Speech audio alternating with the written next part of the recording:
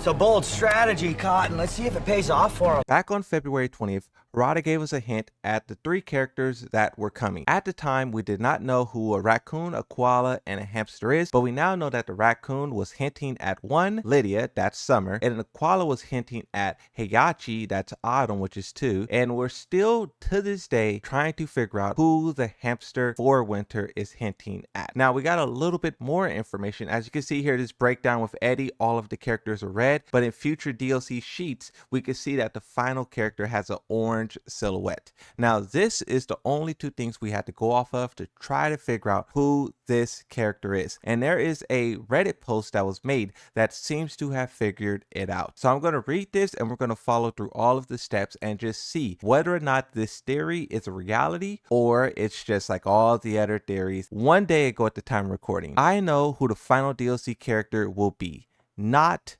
bait. It's Akira, Yuki. Now let me explain and prove why that this is the case. On February 20th, Harada responded to a fan who requested him to announce all the DLC characters as soon as possible on Twitter, and they link a screenshot of the tweet that I just showed you from Harada. Now, we don't know exactly why Lydia is a raccoon. I did hear a really good theory that somewhere in Poland it is just completely overran with raccoons. Maybe that's the hint that Harada is referring to. So when people looked at the hint of the koala and how it visually looks like Heihachi, when people started to turn their attention to the hamster, they started to latch onto that idea like crazy. What Harada said on June 11th about Levi Ackerman, this is a character who I thought should show up in the game. He says not much of a fit for Tekken's game systems. When you take this hint into consideration as well, who is the final character? Now, before we go back to the post, you got to talk about Tifa. Everyone's talking about Tifa. And Harada says, well, we all know she's attractive and I understand that, but yet we have not decided anything about guest characters, etc. This is back in January. This is just some of the ideas that's been floating around for a long time. Now let's go back to the post and see what's the new idea. We heard that it's Akira, but why is it Akira? This post says, now I know what you're thinking, what about hamster? Well, this is where I break the code. Let's travel back to 1994 when Sega released the add-on Sega 32X. For those who don't know, the Sega 32X was a hardware add-on for the Sega Genesis console that gave it enhanced 32-bit processing power and 3D capabilities. Here's why this is significant to this post. There was a game that was developed for the 32X but wound up getting canceled. This game is right here, and they have a picture of this game, and it's 32X Virtua Hamster. You can see a hamster on a skateboard holding what seems to be a blueprint powered by a rocket of some sort, blasting through these what seems like a futuristic tube. You can see another hamster down there. You can see a cat right there, the ultimate prey of the hamster. And you can just see all of these different pipings and whatnot. Really cool art cover, but let's keep reading. This game is Virtua Hamster. Virtua Hamster is an unreleased Sega 32X game. The game was to star a variety of selectable rodents attached to rocket packs who could travel through the series of connected tubes, fighting each other and avoiding various obstacles. Now, if you take the second word in the title, you get Virtua. And there's one fighting game that has that title, Virtua. This game is Virtua Fighter. Now, what this person, I don't think they highlight, but you got to pay attention to the fact that both of these games are Sega. Well, they do kind of say that, but I don't think they put an emphasis on it. But one thing that we know about this game, Virtua Fighter, is that Harada gave comments on this before. And this is where, before I finish reading this post, I would interject and take you guys back in time to that post from Harada-san. Someone says, let's make it happen, talking about Akira. Harada says, first, they should announce Virtua Fighter 6, then we can talk. This was made on 7/28/2024. Since then, Sega confirmed a new Virtua Fighter is being developed. This was the only thing stopping Harada from considering guest character talks for Tekken 8. Something else you have to take in consideration for Virtua Fighter is that these guys are operating in full effect right now. They recently announced Virtua Fighter 5 Revo, and this game is going to be featuring at EVO Japan 2025. Now, in the past, the developers have said that, when they're collaborating with someone, one, it needs to be relevant. It needs to be booming right now. Virtua Fighter's kind of doing that. But then also, it needs to fit the style of Tekken. I mean, this is a 3D game. Tekken's a 3D game.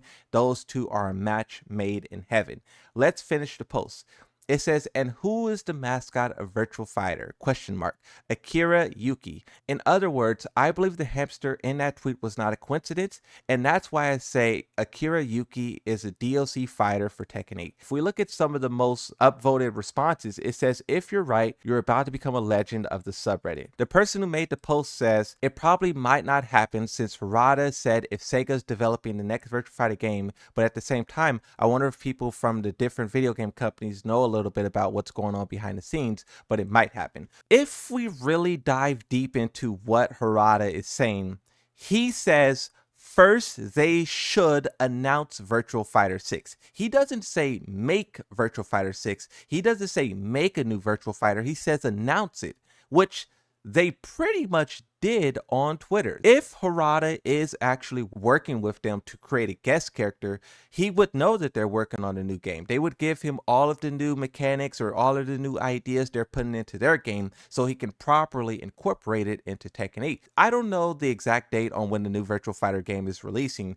but I know, looking at Mortal Kombat, looking at Street Fighter, when these games collaborate with one another, the game that is helping promote the next game kind of comes months in advance. Like, think about the Terry Street Fighter collaboration, and that was months ago. And that game is still going to be announced or released, like, you know, a couple months from now. So this Virtua Fighter character showing up in Tekken 8 so early, it matches the pattern of at least Street Fighter and sometimes Mortal Kombat. I think it would be pretty interesting, just thinking about the Game Awards, whatever they're planning have to be massive. For them to ignore their Tekken World Tour Finals, which is proven to work by Tekken 7, what they would have to show has to be massive. Looking at another post on this is the second most liked post. It says, I'd be very surprised. Harada is constantly talking about how the goal of modern Tekken is to appeal to as many people as possible. At this point, only the hardcore fighting game audience know Akira Yuki. I like Virtua Fighter, but you're kidding yourself if you think Akira has any appeal outside the nostalgic hardcore fighting game market. And the most hardcore fighting game audience has already made up their mind on Tekken 8. Not only would Akira bring 0 players from a casual audience, he wouldn't bring any number of hardcore players either. It's sad but true. What this person is saying, yes, is harsh, but it's also true. Whenever people recommend other fighting games, this is pretty much what I say as well, is Harada is trying to bring in as many people as possible, and you need to reach far outside the norms of the FGC to bring in that audience. Now, you could argue Geese Howard was probably the biggest thing in Tekken 7, and you know, fair point. But I think right now where they're at, they're probably trying to reach for something greater. What that greater is, I have no clue. You know, some of my own personal ideas for characters that can show up in Tekken was something from Elden Ring. At one point in time, I would have said Godzilla, but considering that Harada says it has to fit the fighting style of Tekken, I retract that statement. I still think Sandy Cheeks is a good number 2, but that's only me.